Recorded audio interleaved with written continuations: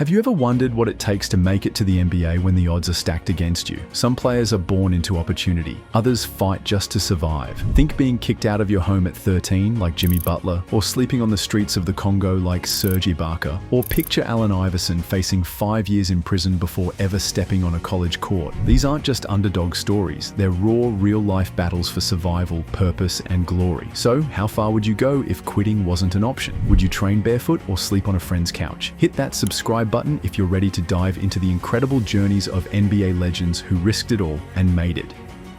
Terry Rozier. Ever heard of a kid making it out of one of the toughest towns in America to star in the NBA?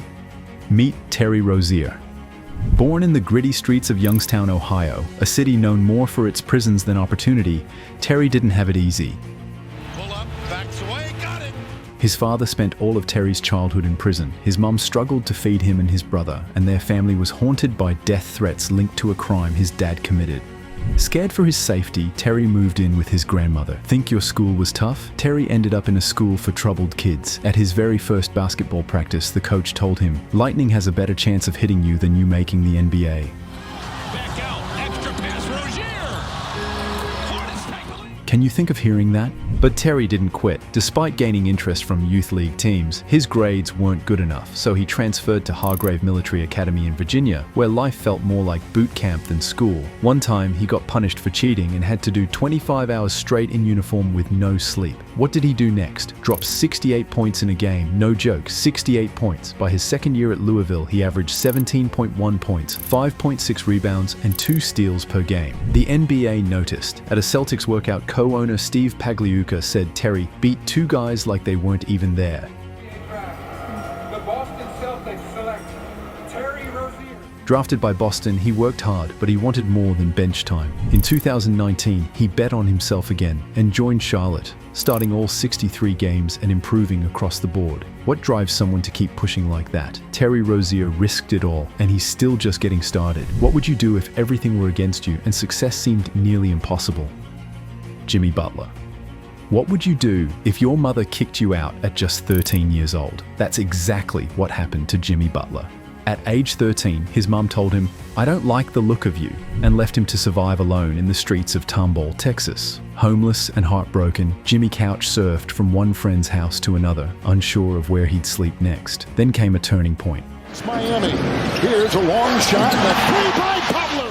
He met Jordan Leslie, a fellow athlete and long throw competitor. The two bonded fast. Jordan's family saw something in Jimmy and offered him a place, not just in their home, but in their hearts. They welcomed him as one of their own. Can you imagine how that must have felt? Jimmy used this fresh start to rewrite his story. Inspired to set an example for his younger siblings, he trained hard and became a standout for the Tomball High School Cougars. But he turned heads at Tyler Junior College, scoring 34 points in his college debut and ending the season as the top scorer in junior college ball. That performance opened doors. Jimmy finally had choices. He chose Marquette University. Things weren't easy there either. He clashed with coach Buzz Williams and spent a lot of time on the bench. Butler, Marquette. But instead of quitting, Jimmy soaked up every tough lesson. Eventually, even Williams vouched for him before the NBA draft. Drafted by Chicago, Butler sat again. But in the 2012-13 playoffs, his defense made headlines. By the next season, he was a starter. After stints with Minnesota and Philly, Jimmy landed in Miami, leading the Heat to the NBA Finals. The Heat are not a team you want to face in the playoffs. And that's mostly because of Butler's grit. How far would you push yourself if failure weren't an option? We hope you're enjoying it. If so, then don't forget to subscribe. Serge Ibaka. What's your choice in this situation if you had no food, no home, but still dreamed of playing in the NBA? That's not a movie plot. That was real life for Serge Ibaka. Born in the heart of the Republic of Congo, Serge grew up with nearly nothing. No court, no proper ball. His shoes worn out. Most days, he didn't even eat. Still, he woke up at 4 a.m. every morning to train. Foul on Westbrook, and now Ibaka heads to the... Why? Because he believed he could make it. At just 7 years old, he lost his mum. By 12, his dad was in prison. Things only got tougher. He moved in with relatives but ended up homeless after family problems. Think of being a kid, washing cars by day, begging for food, and sleeping on the streets by night. Could you chase a dream under those conditions? School wasn't an option, but basketball, that became his lifeline. At 18, things finally shifted. Serge dominated at the African Championships and caught the eyes of scouts. He hadn't even played on a real court until he was 15. Just 2 years later, he shocked everyone at Eurocamp and earned a spot in the NBA draft. That's when the Seattle Supersonics, now Oklahoma City Thunder, took a chance on him, and wow, did it pay off. He landed on a team with Kevin Durant, Russell Westbrook, and James Harden.